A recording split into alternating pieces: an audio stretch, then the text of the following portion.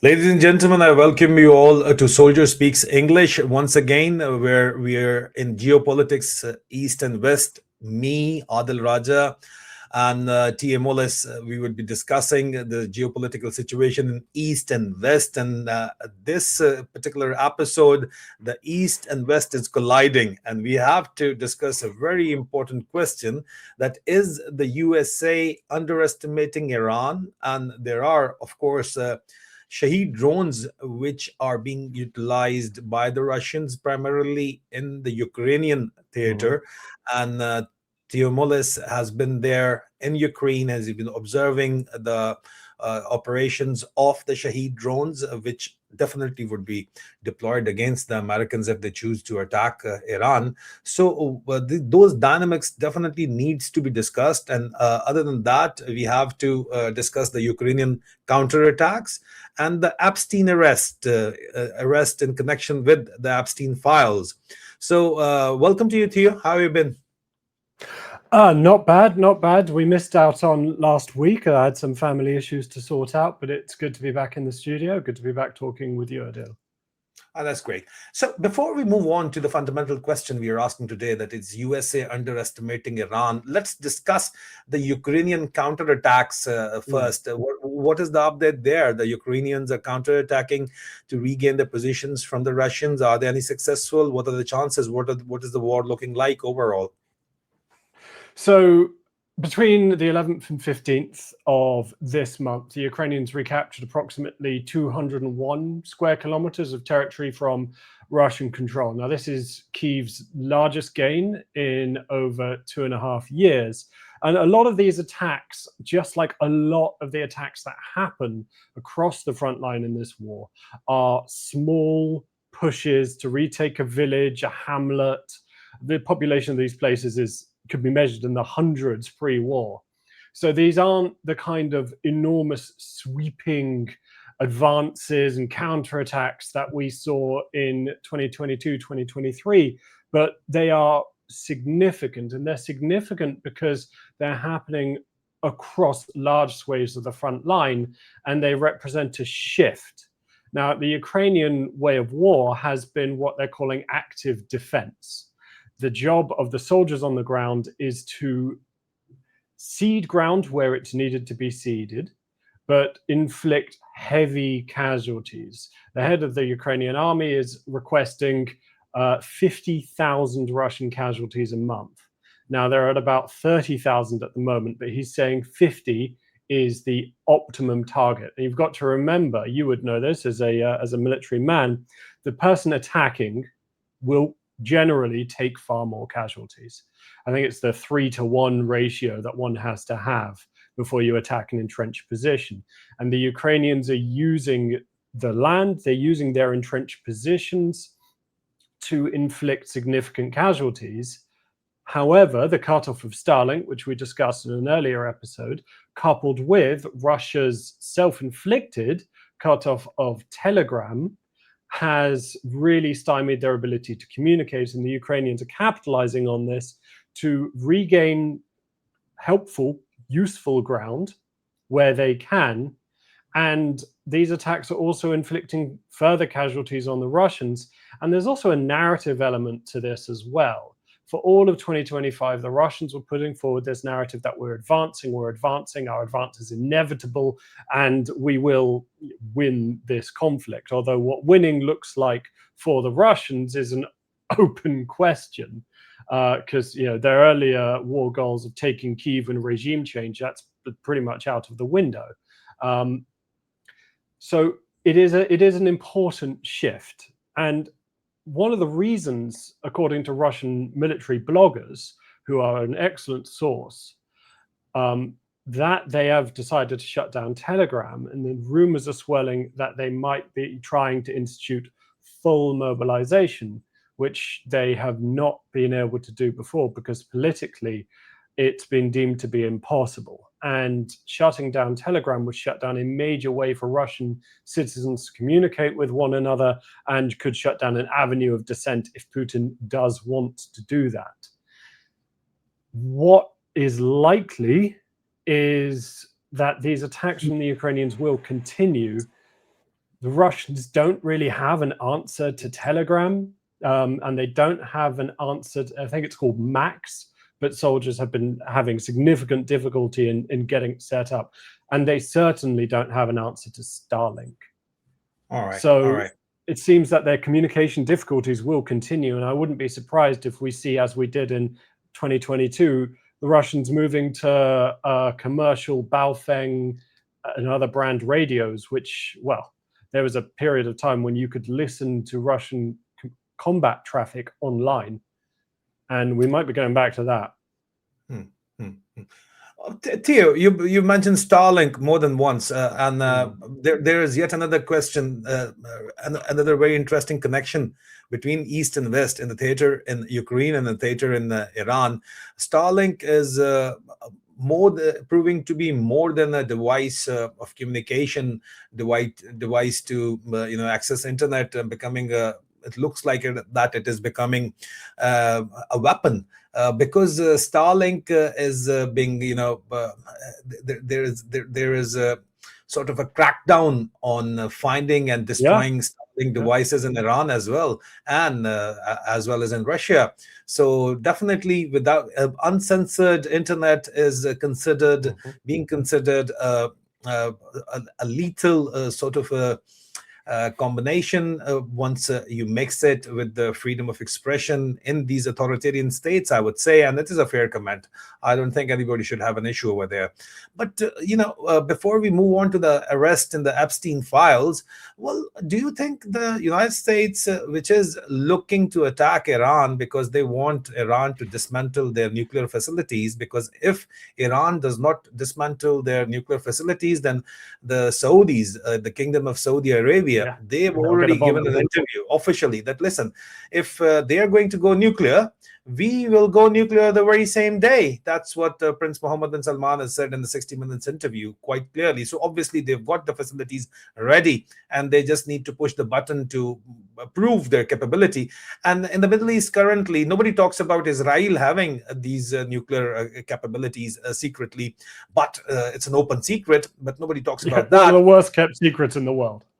Worst kept, deliberately worst kept secret in the world. But Theo, if Iran also goes nuclear or Saudis goes nuclear, the balance of power in the Middle East would definitely be, it'll get disturbed. It'll shift. And this shift is definitely not wanted by the US. So other than oil prices, but the US also has to manage the oil prices, that it should not rise from a particular point of view. But once you start a war, well, you can start a war, but you cannot control then after it does get started. I think they already had a war over this in the middle of last year. We had the 12-day war striking at Iranian nuclear facilities. Any intervention in Iran, and I think Trump especially may be buoyed by his, the quite extraordinary ethics and international legalities aside, kidnapping of President Maduro, which of course hasn't changed the regime in Venezuela. The same party is still in charge. Maduro's vice president is now in charge. Really not much has changed beyond them now giving or selling the Americans oil, which they previously didn't want to do. I think that the United States has to be careful with any situation in any attempt to intervene in Iran. And what does it even look like? Is it going to be a bombing campaign? Are they going to be sending Delta Force helicopters in again? Do they, and if they do decide to do that, what's their aim? Is it to take out the Ayatollah? Okay, well, you take out the Ayatollah. If the regime is quite well entrenched, somebody will just take their place. So I'm they have really unsure what for anything like this to happen, you need boots on ground, and they've ruled out boots on ground in Iran, obviously. And it's very interesting to note that the United Kingdom is refusing to provide their air bases to the US forces, to the cousins, for an attack on Iran. What's that about? So there are two air bases that the United States wants to use, and under the treaties that we have with the US, they have to get British permission for any combat operation to fly from these air bases. And the key ones are RAF Fairford in Gloucestershire and the Strategic Joint Base on Diego Garcia.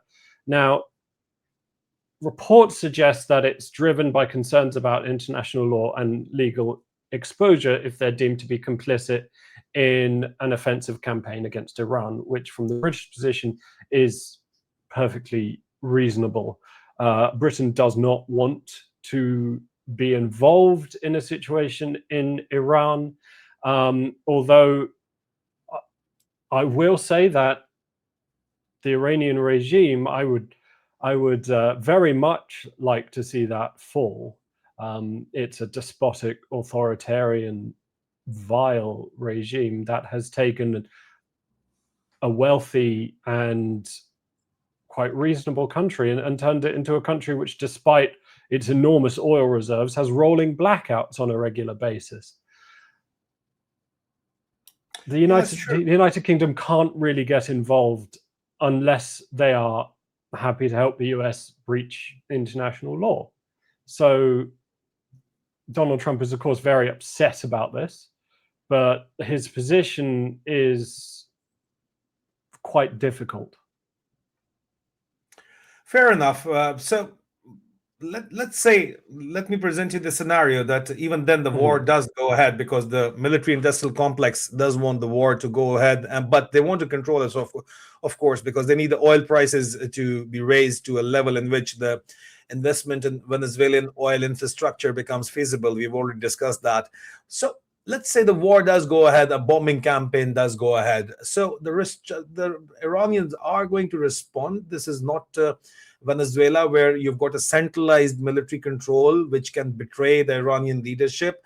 Well, the Iranian military deployment is decentralized as per the provinces, and they can fight independently. And all of their various commands have got these Shaheed drones which are being deployed by the Russians in Ukraine. What are the capability of the Shaheed drones once you deploy them in the Strait of Hormuz, for example, against the US forces in Middle East? Other than the proxies, they've got proxies. The Iranians have got proxies throughout Middle East. So the region there is a risk of the region being destabilized. But if the war does go ahead, and if the Shaheed drones are deployed, other than the ballistic missiles, of course, the attacks would be augmented by ballistic missiles. What do you think? How does it look like, the overall scenario, the deployment of Shaheed drones, which you have observed in Ukrainian theater? Yeah. How I've been. effective? So I've been under Shaheed attack, as was everybody else in the city, a number of times in Ukraine. These weapons are capable for what they are designed to do. They're designed to hit a large area. They are not that precise, and they're designed to be fired en masse, 500, 300 plus. They fly relatively slowly. They fly relatively low. They're made, I've held bits of one. They're made of essentially polystyrene foam with a moped engine, a GPS guidance system, and a warhead in the nose. That's why they're often called mopeds, because that's what they sound like. So they're not something that the United States would have any trouble in shooting down. And they couldn't, say, be able to hit a US Navy warship in the Strait of Hormuz very easily. It'd be difficult to track the target. What they are good at, however, is on the economic front. A Shaheed costs $50,000, $30,000, somewhere between the two, depending on where you're going to make it. A Patriot missile costs significantly more than that, about $1 million. So if you're going to use a Patriot to shoot down a Shaheed, that's an enormous waste of funds, which is why you see the Ukrainians don't do this. The Ukrainians use electronic warfare, the Ukrainians use interceptor drones, and they use mobile air defense teams, essentially guys on the back of a pickup truck with a heavy machine gun, and sometimes more advanced systems like Gepard anti-aircraft tanks. So if used against the Americans, I struggle to see the impact beyond costing the Americans money. Now, if it's going to be air raids and stuff, the Iranians don't have the capability to respond to B-2 Spirits or F-35s. We saw this last year. We saw this with Israeli F-35s flying over Tehran. Now, the Iranians are meant to have S-300 and S-400. They do have S-300 Russian air defense systems. These are relatively modern, should be quite capable, were completely unable to touch the F-35s. So the Shaheeds are not going to be terribly useful. Now, if they were to do something like launch a mass Shaheed attack against another target, say Israel, as they have done before, they launched ballistic missile attacks there, the Israelis would have to respond. But again, these are saturation weapons. They're not very precise. They're not that effective at this kind of thing. They are scary, certainly. When you're in a city that's under Shaheed attack, you notice, but they're not going to be effective against an American intervention. But I'm curious to hear what you think it would look like, and what the consequences of it may be. Yeah, you see, the thing is that once you're deploying these weapons, which the Iranians got, they've already got proven strength of ballistic missiles. You're going to hit the ballistic missile sites on the onset of any war, if it has to be a war, if it has to be an attack. Any U.S. attack would firstly and foremost target the Iranian nuclear facilities, which are underground, and the Israeli bunker busters could not even get to their facilities. We've already, it has been proven, but definitely they'll try to do something much more with it, and they'll try to attack. There'll be a sustained air raids attacks because and the American air movement suggests that they're amassing the air assets there after I would say 30 years after the Gulf War. This is the biggest deployment, U.S. deployment in the Middle East, and that is focused at Iran, obviously. But the ballistic missiles would be targeted, but still the Iranians have got the capability to fire them back, which they've shown in the last year conflict with Israel. So as far as the Shaheed drones are concerned, definitely the American forces have got the capability to shoot them down, and they don't mind wasting their money, their Patriot missiles. If a Shaheed drone is coming to, for example, coming to attack USS Gerald Ford, so they won't look at the cost. They'll fire the Patriots. They're making it, obviously.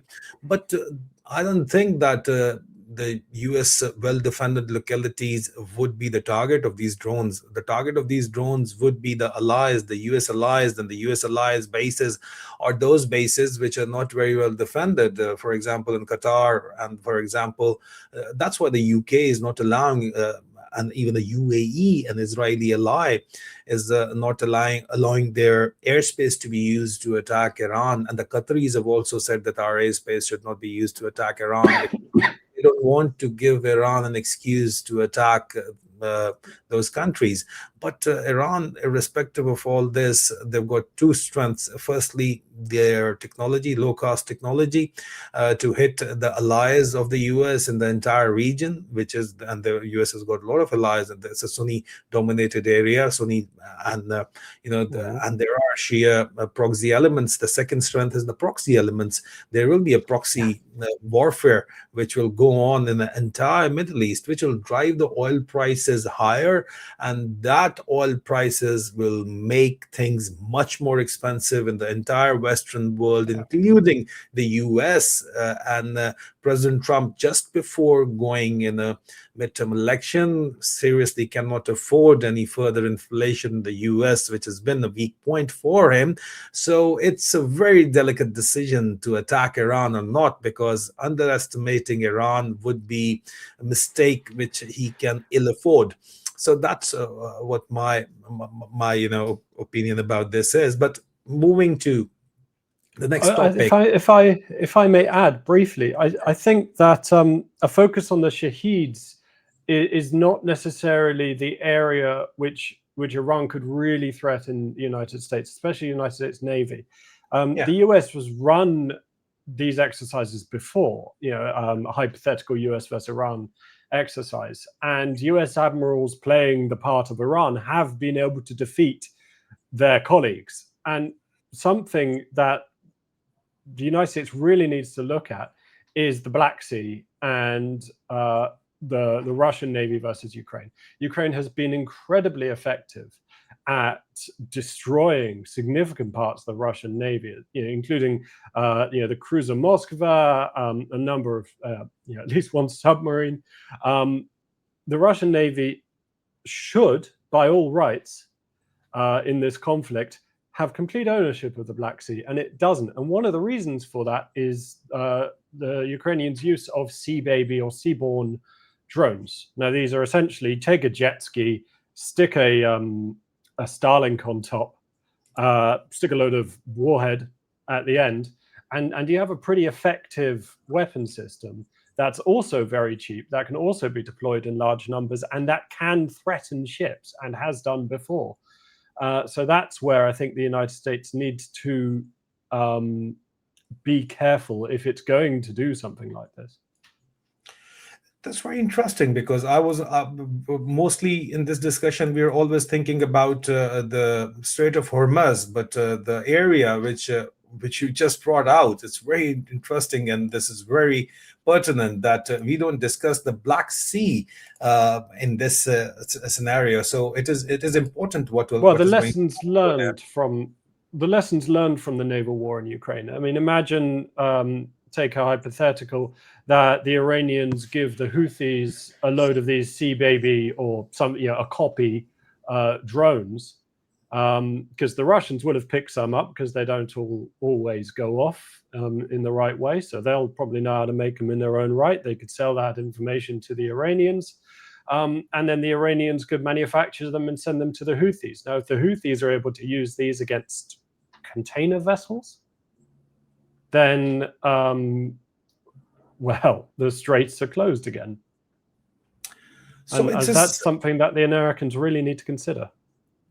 So it will not be a normal touch and go sort of an attack if they do decide to go and attack, because what the Iranian proved in the last year war with Israel was that their ballistic missiles were able to penetrate the Israeli defenses to a large extent. Yeah, so obviously the Israeli defenses, air defenses, are made in the USA, and the USA is using the same air defenses.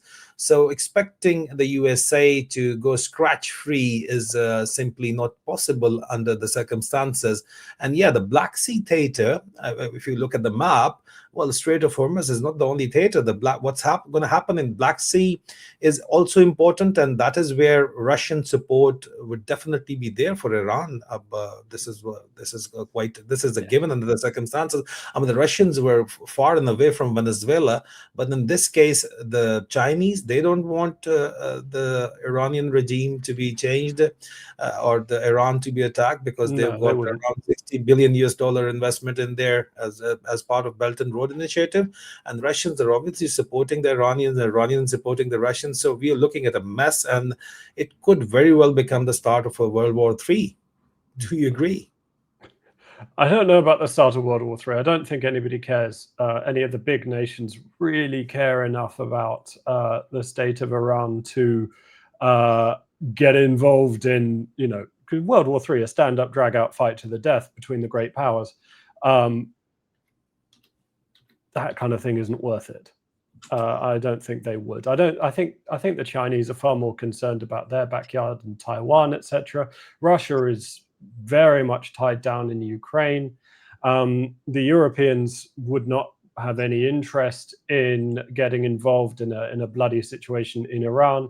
And Trump's motivations for doing this, bear in mind he had a nuclear deal from Obama, which he tore up almost all because it was Obama's work. His motivations for doing this are midterm and short-term political related. So any outbreak of World War III over this, I think, is unlikely. I think any attack is going to try to mirror what occurred in Venezuela, because like a lot of failing leaders throughout history, he's looking for a short, victorious conflict to buoy his public support. Just before the midterm election, I mean, not just before, but in preparation of the midterm election.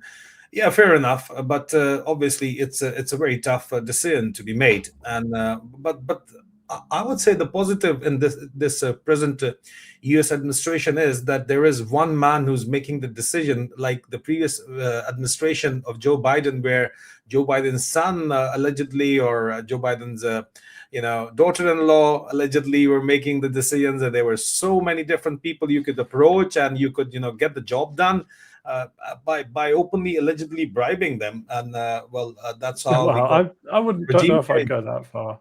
The Trump administration is much more easily bribable. I mean, the Qataris bought him a jet. Yeah, I mean, yeah. He's And made Trump's about $5 billion since becoming president. I mean, he is far and away one of the most, if not the most corrupt US president in history. That's true, because of his family enterprise, business enterprise, is being used to influence him. Yeah. But at the end of the day, he's the one who's making the decisions. So that is also there. I mean, but that's a debate for a separate time. We will just move on to the Jeffrey Epstein arrest in the UK, where we have clearly seen that Lord Mendelssohn has been walked from his home, and former Prince Andrew has been arrested. So this is very interesting. These are very interesting arrests. Firstly, because these are the elites which are being targeted, and obviously these were the elite who were part of the Epstein, pedophilia scandal. But at the same time, the royal family is under a lot of trouble allegedly because of the arrest of former Prince Andrew. So how do you witness these arrests, and what are your views about it? So these arrests are linked to the release of Epstein files carried out by the US Justice Department. It has to be said, because we're journalists talking about this online, and I'm based in the United Kingdom, that both have maintained their innocence and that these are allegations. Now, both Andrew Mountbatten Windsor and Peter Mandelson, former British ambassador to the United States and Labour cabinet minister, were arrested for the crime of misconduct in public office. Now, this is an interesting offence, quite a serious offence. Maximum penalty is life imprisonment, and it's tried on indictable only, so the trial can only take place in a Crown Court. And it's about being an office holder and misconducting yourself to a point where it's a serious breach of public trust, and knowing it, or should have reasonably known that you were misconducting yourself. And they relate to the sharing of confidential records with Epstein. When it comes to Mountbatten Windsor, while he was UK trade envoy, these relate to emails in 2010 allegedly from Mountbatten Windsor to Epstein, relating to British official visits to a number of countries, I think Singapore and Vietnam, and another one relating to investment opportunities in the rebuilding of Helmand province, of course, being 2010. This is the war in Afghanistan. And Peter Mandelson's allegation also relates to the sharing of sensitive government documents at around 2009 to 2010. Mountbatten Windsor was released under investigation, and Mandelson was released on bail. What's key here is that the British police will be carrying out significant searches of their homes and of their electronic devices. And we can't say too much because these are now active cases, and we have to be careful due to British law not to prejudice any future jury. But what they may find in these searches could potentially be quite significant for a number of figures across the world. And we've seen across Europe, countries of Poland, Sweden, the United Kingdom opening a series of investigations into the activities of Epstein and those related to him. Those who were his confidants, co-conspirators, however you may want to put it. And what's very significant is that you contrast this with what's happening in the United States, which is nothing. And not only in the United States, not only in the United States. I mean, Europe, we can see Andrew Mountbatten Windsor, Peter Mandelson arrested. Sarah Ferguson resigned. Crown Princess of Norway apologized. Then, Sweden. Former Prime Minister of Norway, former Secretary General Council of Europe, Torbjørn Jagland has been charged. Then we find the former diplomats and politicians. Some have been resigned. Some have resigned. Some have been charged. Then we also see the former president of the United Nations General Assembly, a former security advisor to Slovakia's prime minister. He's resigned. Then we get Jack Lang, former French cultural minister, has resigned. So there are a number of people, including in UAE, the top businessman, DP World. He's related to Pakistan investment as well. Former DP World chairperson Sultan Ahmad bin Salam. He has been, he has resigned. So there have been a number of people, who have resigned, and we are showing them on screen. But what we see in the Middle East, only Sultan Ahmad bin Salam he's resigned. He's being a businessman, but there have been royals of Middle East who have been named in the Epstein files, and allegedly they were involved in the entire ring. They have not done anything. They have not resigned or anything like that.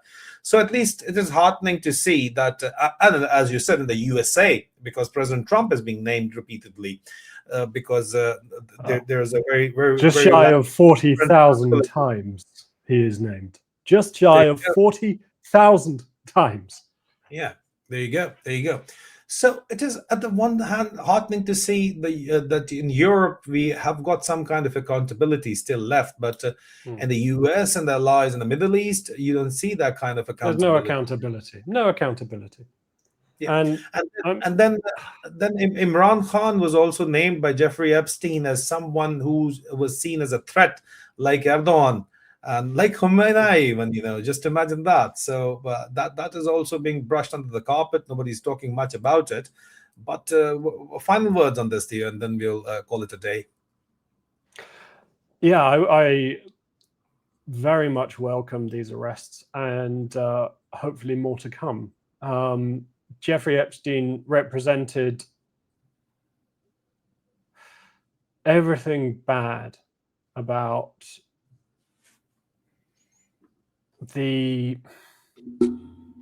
what happens when wealthy and powerful men consider themselves to be above the law. And it's far beyond time that they were shown the error of those thoughts. And I welcome it, and I hope that we will see more. And I hope that as further evidence is found, if it is found, that we get to see it, and that a proper accounting is made, because we cannot move on from this and not change.